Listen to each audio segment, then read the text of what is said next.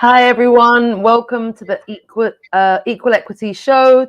This is the final series of the Equity Festival, so thank you for being with us tonight. Welcome.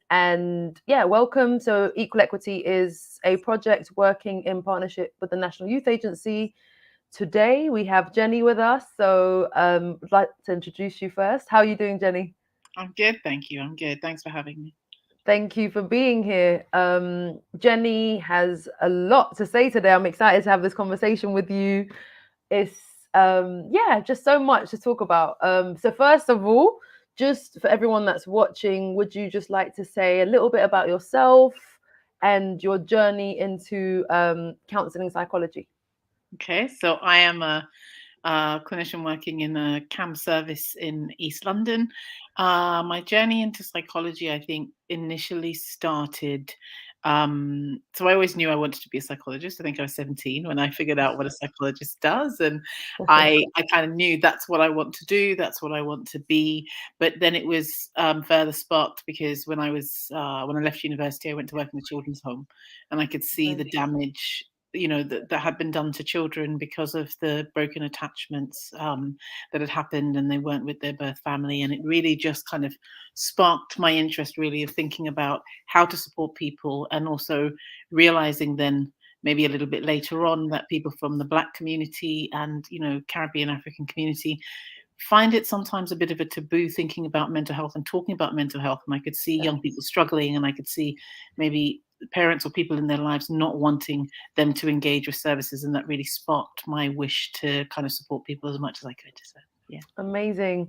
And I know there's so much in terms of the work you're doing at the moment, even outside of your job. You do a lot. And I know you're a big advocate and very passionate about narrative therapy, and you use that in the work that you do with young people and children as well. Mhm. What was it about narrative therapy? And actually, for the people that haven't heard of narrative therapy, just a brief description of what it is might be really useful. But what was it about narrative therapy that connected with you and the work that you're doing? Okay, so I guess for me, narrative therapy seeks to kind of allow people to have an alternative story, and maybe the alternative story to the problem story that often they come to services with, or the issues that they have. So it's not necessarily about having depression or anxiety. It's thinking, what is that alternative story? And what drew me to the Tree of Life was really, first of all, people being able to have some artistic expression around thinking about their mental health and to do something in a creative way. I had been taught and I had engaged a lot in that kind of one-to-one therapy where you're sitting in an office, someone might have a clipboard or a notebook and they're writing down things that you're saying. And all the time, often young people are saying, well, what are you writing about me? And it creates maybe a suspicion or a concern. Have I said something? What have I said?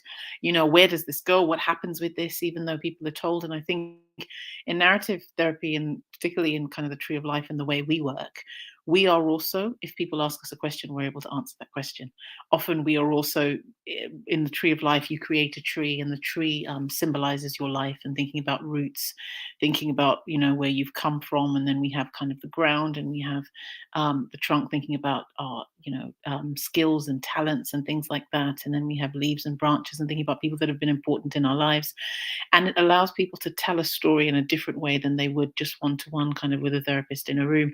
But also because it's done in a group, often and mostly done in a group, you're not just telling the story to a therapist, you're telling the story to the group, and you're being able to think about your life in maybe a different way to the way that you would if you're just thinking about the traumatic event.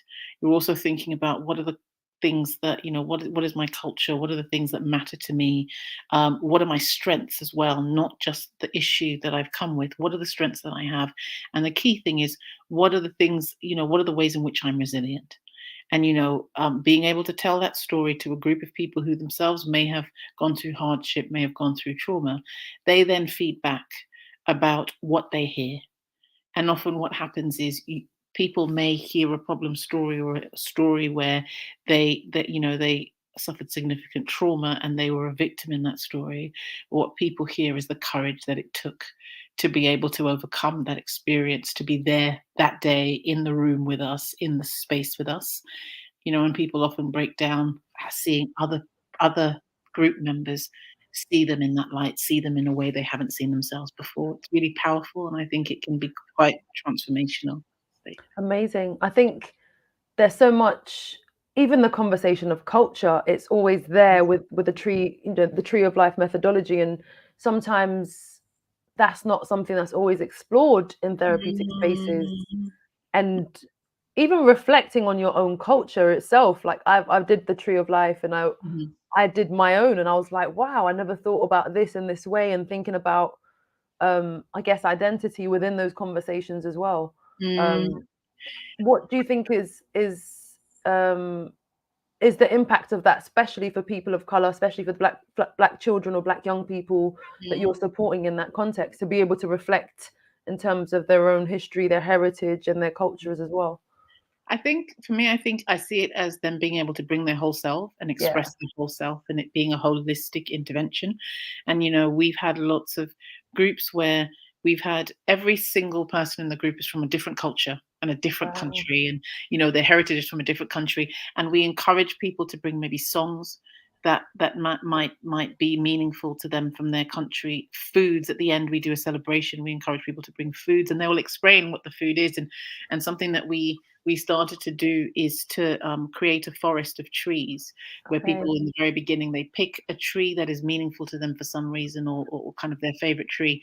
And often people will talk about childhood memories, very young memories, maybe when they were in their country of origin, and what it Wow. means to them. And so then we have a whole forest of trees, but also the history behind those trees and what it means for them. And it just really, it conjures up also moments of uh, often for people where they felt safe, or they felt secure. So some of those stories about those trees, it might be a fruit tree or a mango tree, and they're talking Yes. about their grandfather used to cut the mango for them, and they used to wait, and all these things, which it's not those types of conversations you'd normally have in a therapeutic space. And Yeah. it's also giving other people in the group permission to talk about their culture, to discuss it, and it's also of interest because, of course, there are lots of things that in which we find kind of meaning and purpose and resilience. And I think culture is a huge part, and it really Yeah. builds connection. And I don't think you have to be from the same culture. You can see similarities in various things that really go, yeah, no, that's something we do too, or that's something that I can really identify with. Or someone who has we had a woman in the group, one of our parent groups that we run, and she was from Romania, and she started Okay. to talk about how the grandmother is the matriarch of the family. Yeah. And I can think about that from my own heritage and think, yeah, it's the same for me. It's just, and so it's those moments of connection, I think, which can be really helpful. So yeah. Amazing.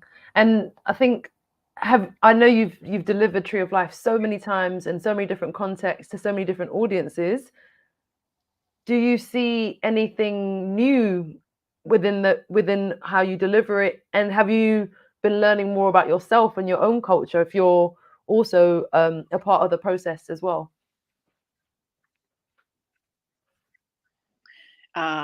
Sorry, I missed that last bit. Do you learn about yourself as well, because you're delivering it so many different spaces and Mm. different in different to different audiences? Do you Mhm. also learn more about yourself and more around your own culture as well? Absolutely, because I think Yeah, every single time you do it, it's different. yeah, So if I'm drawing a tree, I've never drawn the same tree. It depends on what is kind of impacting on you in that moment, or what is most important in that moment. But talking about your own history, discussing your own history and the connections, it kind of lands differently each time, and it's kind yeah, of going deeper and deeper each time. And also realizing where we also get our resilience from, because even as clinicians, as we're facilitating, you start to really think about, gosh, those connections and how meaningful they were with various people in your life. And one thing that's helpful is it can then translate, you can see how for other people who are in the group, that is a similar process. So it's sort of like a parallel process that's happening. Yeah. amazing. And I guess you've been to Zimbabwe. You were a Churchill Fellow, so you've Yes. Yes. traveled. You're also trainee, nearly Yeah, qualified. yeah, Actually, yeah, yeah, you're just waiting for paperwork. So I'm yeah. going to call you Dr. Jenny, Not right yet. counseling Yeah, psychologist. yeah. um, so yeah, tell me a bit more about your fellowship and why you picked the research topic that you did, and your Okay. experience of your fellowship as well. Okay. So I guess so I did my fellowship. Well, I got the fellowship in 2016. I ended up going in 2017, and I had looked at the Winston Churchill Fellowship before. I thought, yeah, you're not going to get this. I thought I'll just apply, see what they think, and was very lucky to be offered a fellowship. And actually, what happened was in the initial application, I'd said I wanted to go to South Africa, and I wanted to go to South Africa in the US. That's what I Okay. kind of said. And then after that, I realized actually there's some awesome programs in Zimbabwe that I want to see as well. And part of that was about looking at community psychology and community-based interventions for ethnic minority people, and looking at kind of services that were already running. And it sort of shocked me that in Zimbabwe, there's a service called the Friendship Bench. And the idea of this is it's totally genius. So basically, in African culture, so your elders really important. In Zimbabwean culture, your elders really important. The most important people in the space will be the elders in the community.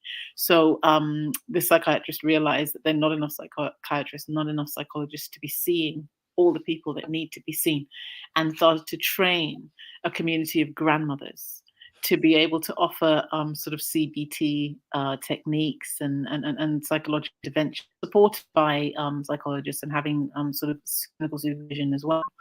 And what they do is they have benches, and they sit on these friendship benches, and grandmother brings a lunch pail, and the person coming for their session brings a lunch pail. And when you look at it, it just looks like a grandchild and a grandmother having lunch, because there is that stigma as well around kind of mental health and mental health interventions. And this is an idea of being able to have it, but not to show the whole community kind of what this is for and why that's happening. And that's something that's really grown. And then they end up, after they finish the individual sessions, they go into a group where they make things, they make bags, and they make all sorts of things which are sold, which then sustain the service. Yeah. Okay. So absolutely.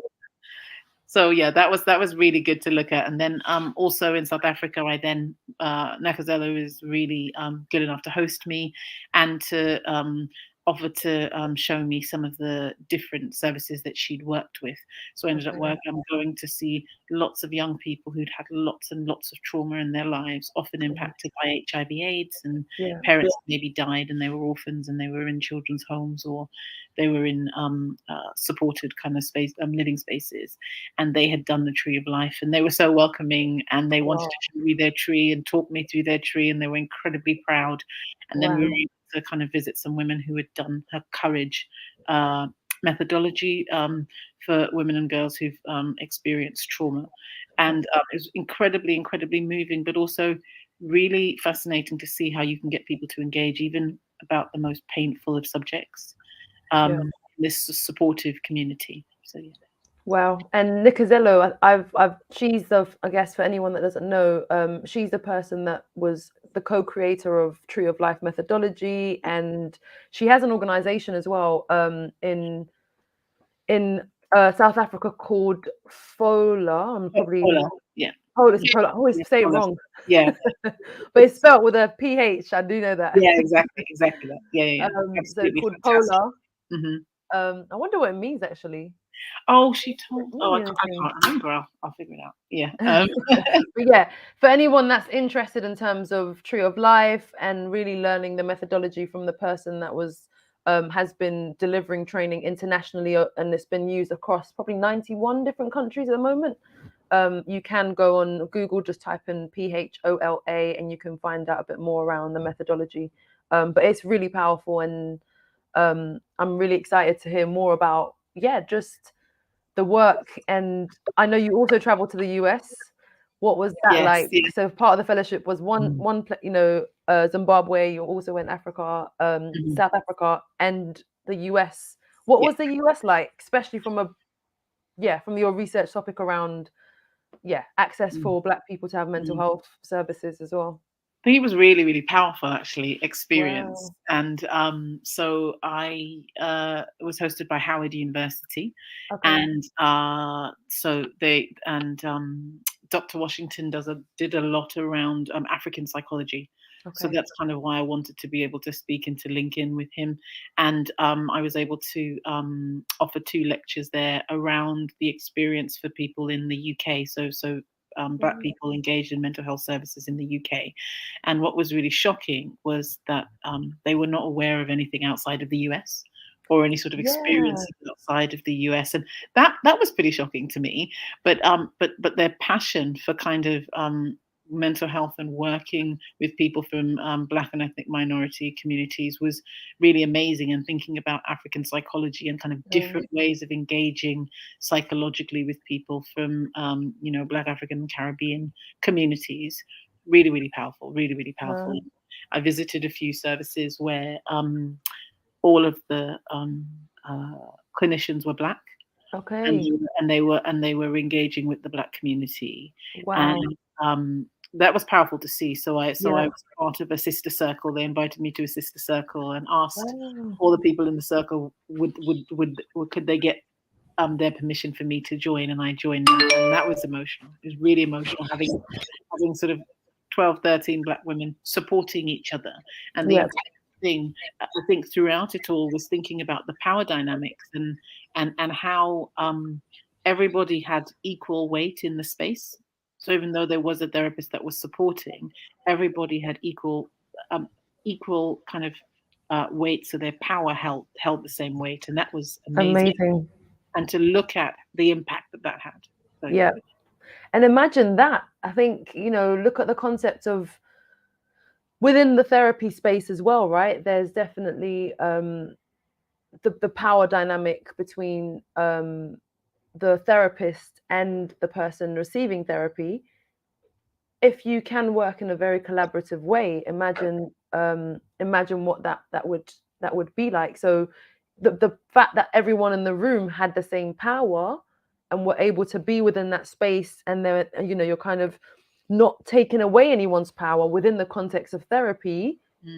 Look at the impact of that, and specifically if there's no societal kind of power within the room as well. So the context of people being minoritized communities or the global majority, probably the strength focus word, looking at that and being able to create a space where the people can heal, and that's the conversation, right? How do we allow and how do we support people to heal, and what does psychology look like within the context of equity, and all the intersections that we all come with, as people, as clinicians. What does that look like? And empowering people as well. Yeah. I think that often it can feel like a power imbalance in a room with a clinician, but also realizing that people are experts in their own experience, and that's important, and that's very valid. Do you think, what was your take around African psychology? I think for me, that connects with, it will connect with culture and probably ways of working that will be, centered and focused around the people in the room, and the cultural nuances. Every culture has nuances and things that would, for example, from an East African perspective, you don't talk about anything traumatic unless you've been fed, probably had coffee, tea, something warm. It's like there's a whole process before anyone would open up about anything traumatic. You wouldn't just go in and there's like a whole, I think food is definitely something that we do as a community, whether it's when it's, bereavements, there's so much food and people come and there's something about giving to others, and that's the way that I guess specifically my community heals, and I know there's a lot of similarities in other parts of Africa, Caribbean, South America, and other cultures as well. That idea of the communication of care, before anything. And I think a really important part also it being able to look someone in the eye when you're speaking about something that is of real concern. So I know that, in our society, there's telephone working, there's all these different ways of being able to access psychological services, but it's thinking, does that fit for certain communities? And also realizing that in some languages there are no words for some of the things that we say in English, and some of the different clinical diagnosis that we explain, there is no word for that. No. And again, in some situations, talking about your emotions in that way, people don't have the language for it. So Yeah. they might come into a clinical room and they're asked all these questions, or they're asked to do a questionnaire of all these very confronting things that Yeah. they never discuss and they never talk about. Then they score 0 on everything. And then the assessment says, well, they're fine. Look, we can objectively see from this questionnaire, they're fine. And I had an experience actually previously of working on an estate in West London and offering a service to people from Black, African, and Caribbean communities. And it was really interesting, the measures that we use. So we use like PHQ-9 and GAD-7, looking at depression measures and anxiety measures. And, we put them down in front of them. This is how we started. We put them down in front of them like we would in any other group. And everybody scored 0. Everyone. A perfect score of 0 for everybody in the room, all like 14 people. And, my clinical manager was saying, well, there's no problem here. We don't need this. We don't need to do this. So we thought, well, let's try and see if we can work with this and kind of see if there is a need here. Because I knew there was a need, but and then I said, look, these are my skills. You guys tell me what you need. I can tell you what I do. You tell me how you want to use me. Then one of the main things they said is the language doesn't work for us. Don't call it depression. Don't call it anxiety. I don't want, that's not how I want to be seen. And so, well, what would you like to call this? And they wanted to say, they called it in the end, they called the group a step to liveliness. Because they said, we've lost our liveliness. We want to take steps to be more lively, to be more energetic, to be more active, to feel kind of less passive. And what was really interesting was they kind of demolished all our language, all our leaflets, all our information. They said, this is not for us. Who are you talking to? This is not for us. So I think it's really important to look at those nuances of, that people may miss. When you are commissioning services, who is the service for? It's impossible. It's important to have people around the table from different cultures who are able to see things that maybe you can't see. Yeah. And even within the conversation of like psychometric tests and ways that assessments are done, one, if someone, in terms of people's cultures, 100%, being neurodiverse, the scoring and the ways of scoring, there's a lot of there's definitely barriers and in the ways that they are administered. Absolutely. And also where has this piece of assessment come from, and what does that look like? What's the history of all of those assessments that we use? And are we saying that the assessments are, one size fits all? How does that, like you said, they didn't connect with it, they scored 0, which means they would have not had access if you wasn't there.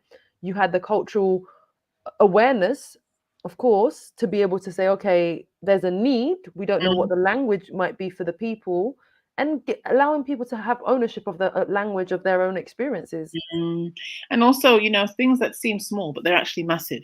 So in my culture, I would never call a person who is my elder by her first name. But in the NHS, everybody is called by their name. And what came out was people were insulted, and they said, people have no respect, and even other people who were hearing it, you could see them almost physically wince every time people were saying this. And I had to explain, you can't, this is what, you can't do that. This isn't culturally, it's an insult before you've even started the group. And it's understanding why those things are, and allowing people to, and also not expecting the client to be the person that teaches you that. What I mean? Doing your own research, finding out for yourself what is appropriate, what is most helpful. That is really key, because I feel like every time that happens, what you're saying is, I don't see you. I don't hear you. I didn't prepare for you. I don't think in enough detail about what your experience might be like. And within that context, if you said, in that conversation, if you called, again, auntie is and you would say to anyone that's older than you, out of respect, you'd say, oh, auntie, this is, and it's a form of respect within a, from a cultural lens. But if you said that in front of maybe your manager, that might be like you're crossing boundaries, and that's what happened. So I called her auntie and then her name, and I did that because everybody in the room, that's how they addressed her. Everybody in the community, that's how they addressed her. And I felt I need to respect this woman, but I also need to respect this community. And everybody in the room knew we're not related to each other. This is a form of respect, and it's a communication that I respect you. And it's so important. It's like the smallest things could really build a barrier, and then everyone would say these are the hard to reach communities, or these are the communities that that don't want the services that we've provided. But it's not that they're hard to reach, it's just that the service is hard to reach itself. I mean, I always say that hard to reach is a very lazy term, because I feel like we haven't reached you in the language that you understand. Exactly, yeah. Is kind of what I say. If you're not coming and we know there's a need, we need to find the best way in which to communicate with you. It's not for you to have to navigate this very confusing system. It's for us to engage with you. So, for example, if we're sending a letter out to a young person and so it's going to their parents, and neither of their parents speak English, and we're aware of that, can we translate the letter so that, so that they can read it and they come? Because what often happens is they don't come, they don't attend, they don't ring because they don't know to ring, and then the case is closed. It doesn't mean that someone doesn't need a service. It means we haven't communicated appropriately. Yeah. And what do you think, I guess, you've gone to a few places and you've seen mental health services or community psychology, and seeing how different places operate. What can we do better over here? What can we learn from the grandmothers on the bench? Yes, in terms of the community here, how can we support more Black people in the in the UK to actually access therapy and access support? Especially like young people as well. I know you work with children and young people. How can we do that better? I know there's been lots of initiatives that probably will have a psychologist in schools or in different places, but how do we support young people, and how does the psychology come to them in the most appropriate way? Well, I think, what I'm doing at the moment in the service that I work, and we have an embedded team, so we are embedded in youth zones, so youth services. So in terms of, they essentially youth clubs, and so we are connected to the youth club. But just because we're connected to the youth club doesn't mean that they're going to speak to us, know. And so we spent 2 years engaging with them. So before we even started, and it wasn't, I'm here and I can offer you a session. We just engaged. We did, obviously it was through COVID, a lot of it. So some of it was online, and, I would just turn up as Jenny, and we did quizzes, we did all sorts of things, we did my, everyone had to do their favorite, interest or whatever, finding out a bit about you, being, I guess, different to how you are in a clinical room. Yes. To the point where the young people were like, you don't work in camps. We were like, yeah, we do, but we're also people, Yeah. And so what we did was, instead of pushing that agenda of we offer individual sessions or we offer group sessions and we need to come and talk about mental health, we wanted to get to know the young people, see what they wanted to talk about, what was important to them, what was of interest to them. And I think one of those real touch points was when George Floyd was murdered. Yeah. And the young people wanted to talk, and they wanted to discuss it, and they were angry and they were frustrated. And we didn't say this is a mental health intervention. Let's have the conversation. Let's think about it. Let's think about what you're experiencing as a result of it. And out of that came conversations about what they experience day to day in terms of racism, and in terms of feeling that they are discriminated against for various reasons. And those were really, really powerful conversations, but also us understanding that we're interested in their context, and we're trying to understand their context. And we're also trying to engage with them in the way that is most helpful. So it won't be an individual session in a clinic room. It might be that they say, can I have a quick chat? And you have a quick chat with them. You're not pushing them to do more than they're ready to do, until finally now people are coming and saying, yeah, no, I've got something really important I need to talk to you about, or where's Jenny? I need to speak to her, or where's whoever the other clinicians are? We need to speak to them. And it's in their own, on their own terms. And they often go to the youth club very late at night. It's not 9 to 5. So we're there till 9 o'clock when it closes. Because actually they'll come to you at 8:30. They won't come to you at 5 o'clock in the evening when you've got lots of time ahead. They'll come because they've been thinking about it for a while, and they come at the end. And so it's important to show, yeah, no, I'm willing to kind of spend this time, be with you, and I care about your experience. Yeah. And I'm willing to come into your setting and work in the way that you need me to work, even though I'm trained in this way. Exactly. And I think that's what you do. Genuinely, you do that like phenomenally. The way that you just bring psychology in the way that you do with the young people, the way that you bring the creativity with the young people that you work with in your private settings, and roll around on the floor and do things that psychologists don't do, but that's the point. work. Who has the playbook that says we don't do that? Yes, exactly. If you've got a child that won't speak to you, but they will play a game with you, exactly, but they will kind of, I have in my room at my clinic, I have a massive, what's it called? Like a Connect Four, giant Connect Four, and a giant Jenga, which we have at the service. And so there was a young person who wouldn't speak to me, so we started playing Connect Four, and this giant, and he can't, he has to say something, even if it's just about the game. And the first thing he said to me was, "It's so big." It is so big, and then we started to gently talk about why he was there, what's going on for him, what's happening for him. And yes, he wanted to play the game because he didn't want to look at me, and he didn't want to kind of focus on what I was thinking while I was talking to him, but it helped him to open up.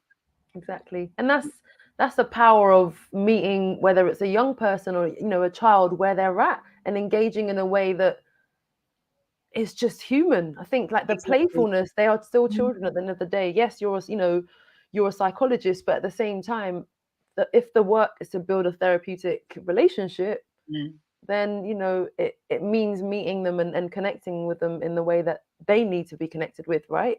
And choice, right? That's one of the biggest things within the youth work kind of conversation. And youth workers, participatory practice is about giving people the choice and meeting them where they're at, and all of those things. And I think I was working in an alternative provision, and that's what I did. Just played games, really connected with the young people before we could have the therapeutic conversations. And I think that is the way to connect with people and spend time with them, especially the younger children with more complex needs as well. Because I was thinking all of that is building trust. Yeah. On the face of it, someone might be like, "Do I pay you to play games?" But actually, exactly. Actually, you're playing the game, you're engaged, and also engaging with your whole heart, right? Yes. Not just very stiffly kind of playing it and go, "Okay, so we've had 10 minutes, that's appropriate, let's move on." But playing it properly, laughing if it's appropriate to laugh, engaging with them in the way that they engage with you. One thing I love about teenagers is that back and forth. So, they say something quite humorous, and I'm desperately trying to think about something witty to say back that's appropriate, all of those things. And then they're kind of surprised that there's a comeback. But, it's important to know that, this is, we are also human beings at the end of the day. We're not blank slates. Yeah. And also, I think important to know that we also have reactions to things. So I think I was talking earlier about George Floyd, and I felt it was really important because lots of young people, young Black boys, were speaking to me and asking me to speak from the position of a Black woman, not the position of a therapist. Yes. About what I thought. How did I manage these things? How is it possible for them to manage these things when these awful things can happen? And it was important, I think, for me to speak from that place. Yeah.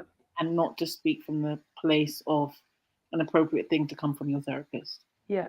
Yeah. And that's you being human. And I think they'll connect with that more than if you did maybe what other people might do, would be, the psychology flip back. And why is that interesting for you? And and why is that important to know for you? And then, not really giving the person the answer they are asking for. And I think what they were asking for is it possible to manage? Is it possible to bear? Yeah. And, it was a similar thing that happened after the Euros. Yeah. So when all of the, kind of horrific racism, a similar thing happened, lots of people asking questions around that and how do they manage this?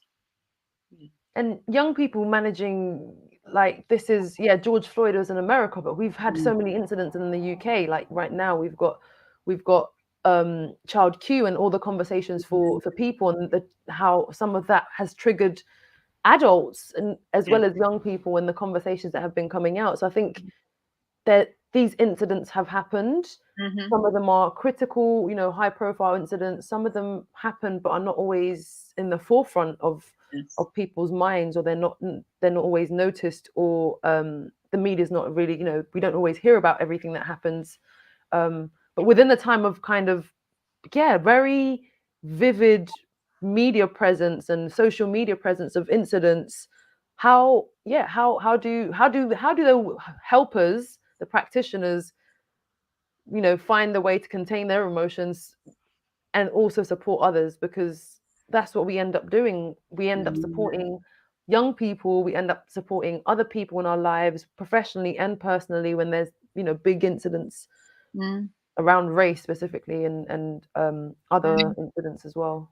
Absolutely. And I think in our service, we found that particularly again around George Floyd, because it was so visceral and because it was lockdown. So it was, it was everywhere and you couldn't, and we felt we had to engage with it. And it was coming from young people, it was coming from colleagues, it was coming from family members. Everybody it was almost reignited experiences that people had for themselves. And in that space where, you couldn't go out, you couldn't do things that might get your mind off you, as you're kind of locked in this.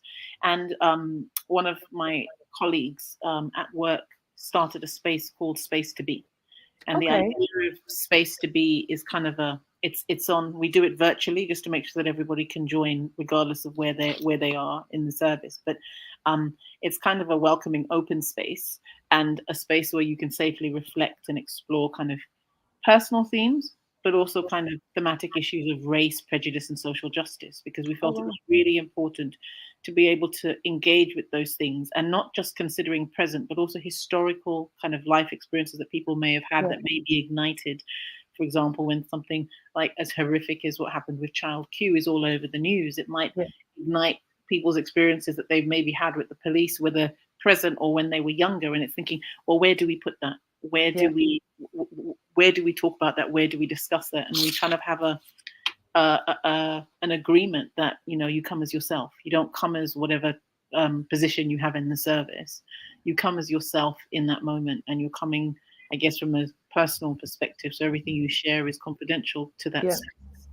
That's amazing. That's really powerful. And a lot of, I guess I'm thinking of youth workers. I know psychology has a very, structure in terms of support and clinical supervision, but youth workers do the work, but they don't always have access to clinical supervision. And they're holding the work, whoever the work may be, and also colleagues and other people in their lives. So I'm just thinking of those people that don't have a very safe therapeutic, hopefully very safe therapeutic space where they can speak about how the work impacts them and vice versa. I mean, in our context, part of the reason we went into youth zones is because of that. There were some very sad, very difficult things that happened in the youth zones. Sadly, some young people lost their lives that were attending those youth zones through knife violence, and the youth workers needed that support.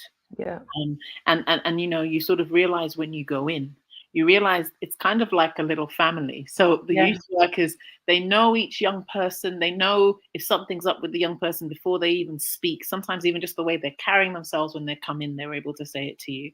And also that often their youth worker is the first person they tell what's going on. Long before there's a referral into a service or social services called or the police are called, whatever has to happen. The youth worker is the person that holds that and has their trust. And so that's a lot to hold. So we often kind of have conversations about thinking, if we have supervision and we have support with what we hear, and it's quite structured in terms of the way we work, as you've said, imagine it's not one or two or three children. It's like, the youth zone that I'm based in, sometimes 80 children can come through that, and young people come through that youth zone in a day.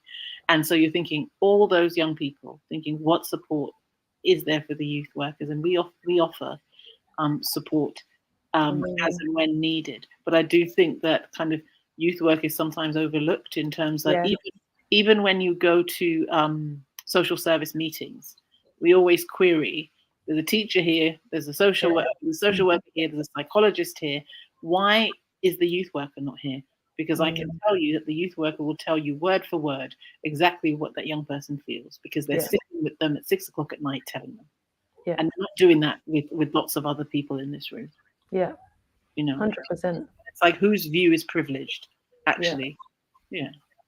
And that's you're right. If it's especially some youth, if there is a youth club, again, context, a lot of youth clubs have closed down, but if there is a youth club, some of the time it's open till late, And there's organizations that are not necessarily operating from like a youth kind of place, youth worker, youth club kind of venue, but they're still operating in terms of probably some of the grassroots organizations and individuals, to be honest, individuals that do the work. And I can give you so many examples when I'm doing more of the community engagement work. I am traveling different areas to do lots of different projects.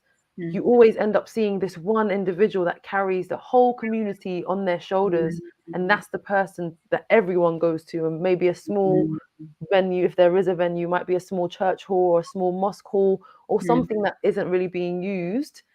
They make everything happen in that small space with like no money most of the time, no actual funding. They find a way of making things happen for communities. And yeah, even those people probably don't even have a manager or a structure or any kind of colleague. Really, they're just the community members that do the work. But I think they've done that because they see a need. Yeah. They see a need in the community. And part of something else that I do is I work. I'm the co-chair of a community-led organization in the borough where I work called W12 Together. And so we try and support kind of grassroots level services. And exactly as you say, there'll be one person who has an idea and puts that into practice and is often putting their own money into that. We have a person in our community who there's no, a lot of children, when they're out of school, they're not having food. When it's like now it's about to be Easter. So what she does is she does a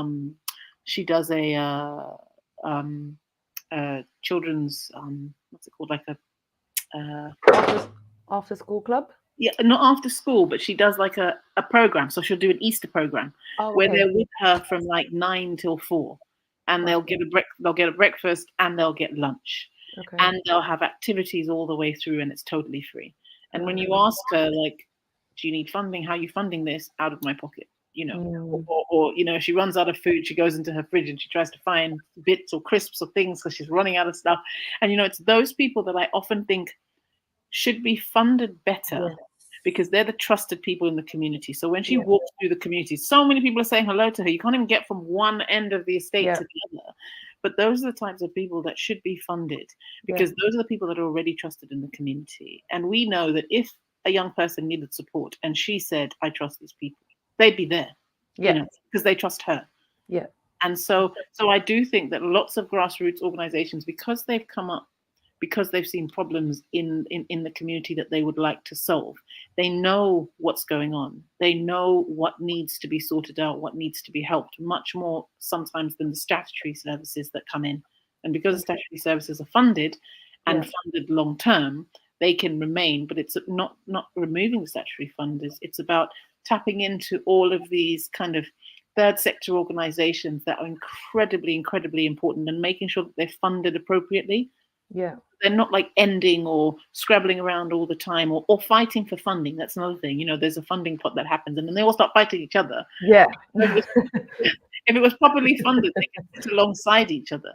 Yeah. And we could create this kind of situation where, yes, we know that some people find it hard to go into the NHS to be referred for psychological help.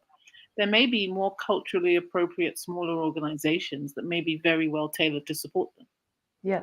And if they're funded appropriately. Yeah. Or we could train grandmothers and put them on a bench. Or in this cold, it's freezing today. I was going to say, maybe not in the UK weather. It makes sense in, in Africa. We can put them somewhere that's covered. But no, I do think we could train elders in the community. We could train religious leaders in the community to be able to offer support and to be able to offer help, because where are the places that people go?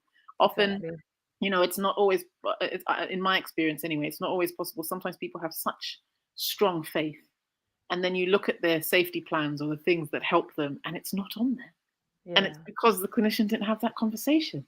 Yeah. And I'm thinking, if that's a really strong thing that supports you, it must be the thing that is there for you in a safety plan if you're feeling unwell, right? Yeah. It's really important. I think that's the thing, right? That's spirituality. Sometimes that's always kind of, again, not always spoken about for different reasons in the context of of professional work, really. Like Mm. maybe, I don't know, I'm thinking maybe more youth workers will, I guess even then they'll probably wait for the young person to bring up the conversation, to have those conversations. But faith, like you say, and other things that might be useful or important to that person, Mm. yeah, sometimes we don't really ask the questions. There might be, really important holidays and things like that that maybe we haven't even considered or thought about. Mm. um Absolutely. yeah, And I think there's nothing wrong with asking the question, yeah, because they might say, no, that's not something that interests me. But knowing, and that comes from wanting to know holistically about that person, right? yeah, Asking the question that makes you want to not just know about the problem or the issue that they've come to see you about. What you want to know is, what are the things that light them up, as well as the things that they found difficult or they've had to manage in their life. What are the things that when you say it, their eyes light up, yeah, and they can talk to you about that forever, right? yeah. Yeah. What do you think is, what about the I guess the healers, and sometimes the healers are the wounded ones too, right? Sometimes Mm. the people that do the work come from a place of lived experience. They have been that young person, or they have been in situations where the fire or the passion comes from their own lives. Mm. How do they kind of, how do they support themselves in the work that could potentially be triggering Mm. every day, Mm. in that sense? Mm. Rewarding 100%, but very, the kind of the transference that happens within Mm. the work, and the similarities of Yeah. stories from clients and people they support. How do people with lived experience still, I guess, protect themselves Mm. whilst doing the work they love and they're powerfully good at? Mm. I think that's so important, and I think it's important to know yourself and to Yeah, know when something is triggering you, when something is too close to something that you've experienced, and to know, are my actions about the young person or are my actions about me? yeah, And also really important to think that if this is getting in the way of me being able to see the young person, maybe I need to speak to someone. Maybe I need some support for myself in order to make sure that I can do the best job possible for the young people that I work with. And I'm not sort of, because some things like you can overwork or you can really identify with a young person and you're kind of pushing, and maybe pushing too hard, and it yeah, pushes them away because it's too much too quickly.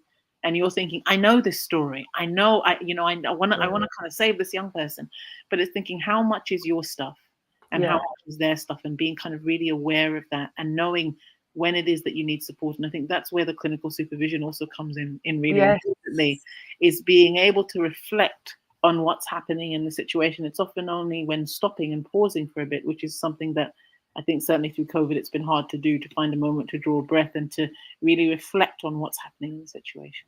yeah. Yeah.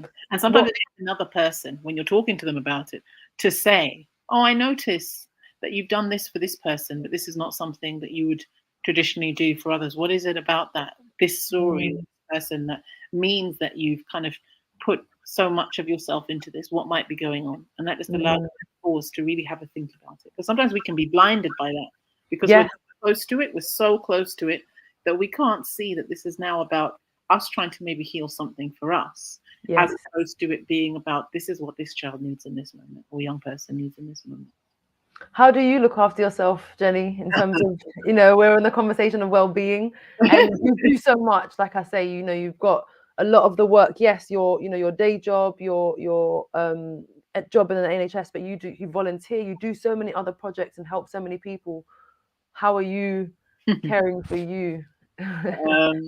I think volunteering helps me. Like, I think, there's somehow that giving can kind of also be for the person that you're giving to, but also for you too. Yeah, That's something that I find really, really, really rewarding for me. But also just being able to do the normal things, like making sure you're catching up with friends, yeah, making sure that you're having some time out from the work itself. You're able to switch off, taking your work emails off your phone so they're not pinging all the time. But when you're off, you're off.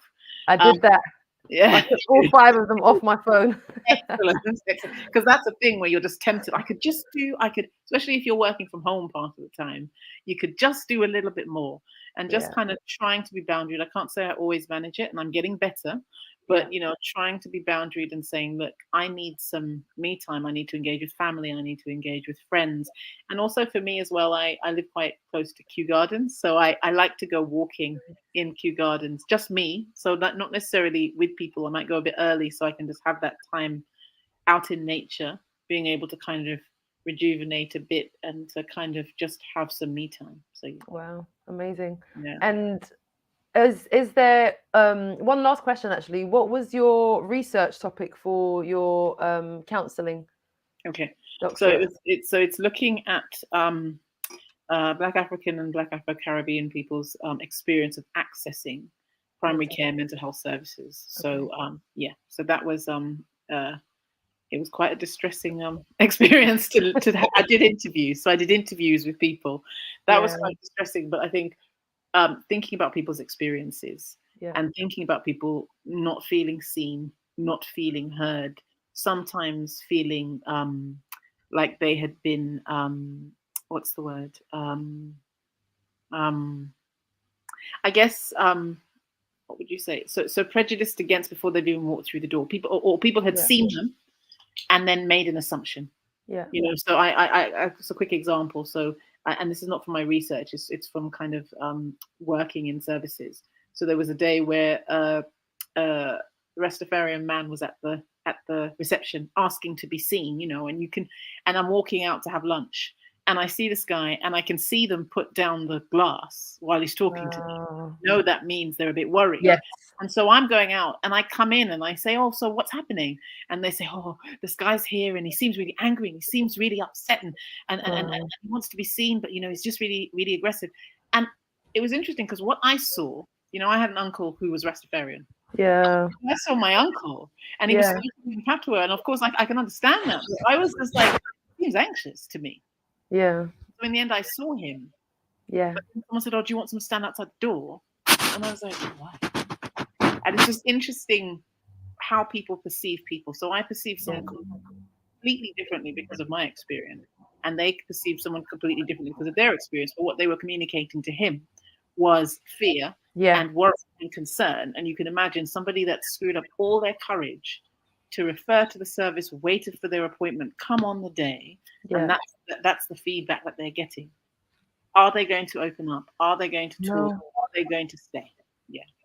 No. And so some of what came out of my research is that people might refer to services, but they may disengage quite quickly from those services because of the experiences they have either at assessment or kind of the first couple of sessions. And some of it is around people not understanding their experiences or their cultures or their practices, but also not inquiring. Yeah. And that's heartbreaking in a time of crisis, in a time of, real vulnerability, when when someone's asking for help and saying, "I'm in pain, I need support, I'm going through this, this really difficult time in my life," not being able to have access to support and kind of the systemic element of the interpersonal, that's what he experienced in the room, but then it's the bigger picture of now as a system, the mental health system is not a place for me where I'm going to be valued. My humanity will not be valued for that person and their experience. That will probably be, just kind of, other experiences of other systems and structures. And then how do you engage after that? How does, after all the experiences of harm in places that should be healing him, how does that person then come back to the service to have more, to have more support? And I think also, absolutely. And I think some interventions are very individualistic. Yes. And I think if you come from a collective community and you think in a collective way, it's very hard to engage with. And I think sometimes, some therapies often locate the problem in you. So if you're thinking about CBT, they talk about your negative thoughts, the negative thoughts you're thinking. You need to kind of reframe your thoughts. But then you think, if we're living in a systemically racist society, is it in my head? Are these negative experiences that I've had in my head, or is it is there a systemic issue here? Yeah. And if you're not told that or you don't understand that, then you do locate the problem in you. And a lot of people have told me I failed at therapy, and I feel like, no, therapy failed you. It's, Yes. if you didn't fail at anything, therapy failed you. Yes. They failed to understand what you were bringing, failed to understand or communicate effectively with you. That's not you failing. Yeah. That's our system failing you. Yeah. And reframing that as well is powerful. It's if you internalize that feeling of I failed therapy, you can't really fail therapy. Therapy, Exactly. it's Yeah. Exactly. So no, it's honestly it is heartbreaking. I think the mental health conversation it does all the conversations break my heart, but when you're really I've seen people in crisis when I worked in mental health, and the response, the kind of the police arriving and you're saying, no, this is not how I want this person to be, taken into a mental health hospital. Just the process and the kind of the aggression that I've seen with some of the experiences of some of the service users I was working with, honestly, it really broke my heart seeing that and not being able to support and regulate that person in the moment where they were asking for help, but seen as aggressive, automatically seen as, black men, black women being viewed as aggressive when they're genuinely in like they're having a breakdown, they're genuinely asking for help. But I often think that in situations like with the police and things like that, I feel like they're engaging with a stereotype. Yeah. They're fearful, they're engaging with a stereotype, and then they are overly aggressive immediately without a conversation or an attempt to de-escalate. Yeah. And I often think and say to people, think if that was your mother, how would you want them to be treated? If that was your sister, how would you want them to be treated? If that was your child, how would you want them to be treated? And I think that's how I thought about child Q. I thought, if that was your child, what would you hope for her? What would you do when you arrived on the scene if that was your child? What would you, How would you manage that, right? Yeah. Exactly. And I think that there's so much, and you're doing the work. You're out there. You're doing everything, and we need you, Jenny. We need you in psychology. And you come from community-centered approach. You come from very you're culturally aware, culturally sensitive, cultural humility in the way that you work, and it's just so important. And you come from a liberational psychology lens. You think about the systems and you think about the impact on the individual and the bigger picture of what's going on for them. So all of those things combined, and you, of course, you're just you and your personality is healing. I'm feeling healed already from this conversation. Thank You're you. amazing, Jenny. You're actually genuinely amazing. I've got 3 questions for you before we round off. What food would you take, if you were going on a 3-day trip and you're just like, I need to have this food with me? What would that food be? Okay. The second, actually answer that first. So I don't know whether it would last 3 days or it would even keep for 3 days, but definitely ackee and saltfish and dumplings. Every Good time. food. Okay. All right. I hear you. What book would you recommend to everyone? So if you're like, this is the book you must read, what would that book be? Or books? For me, I think it would be all of Maya Angelou's books. I would recommend everyone to read, because I think it speaks of the fact that we are not only ever one thing. She was many, many things in her life. And and the idea of being able to speak up, but to speak up with grace, because I think that often we are dehumanized in society and by society, but how do you remain resilient, but also do it with grace? And what is it she said? Grace and style. Yeah. I can't remember the quote now, but I want to live my life in style. I can't remember. There's a quote. Yes. I'll remember it. Give me a second. And then what is like your life mantra, saying that you live by? Again, Maya Angelou. So my favorite quote is, when people show you who they are, believe them. And the idea is that's both positive and negative. It's not negative for me, because sometimes people you can see that they exist by heart, really. So for them it's about love, and it's about connection, and it's about authenticity. And so when I see that, I believe them and I engage with it. you know, and then for other people, you know, when if you do something negative or not helpful, I see you. Yeah. And, you know, and then what's it she said, you know, if you do that and I don't believe you and I engage with you again and something happens, then that becomes my fault because, you know, you need to believe people the first time. And so I think that that's my quote, definitely. Wow, big Maya Angelou fan over here. Awesome. No, powerful, honestly, very Yeah. powerful words, and there's so many quotes and sayings Mm. and mantras. So yeah, that is a really Mm. powerful one. I'm gonna take that away. I've heard it before, but I think when you said it out loud, I was like, yeah, actually, yes.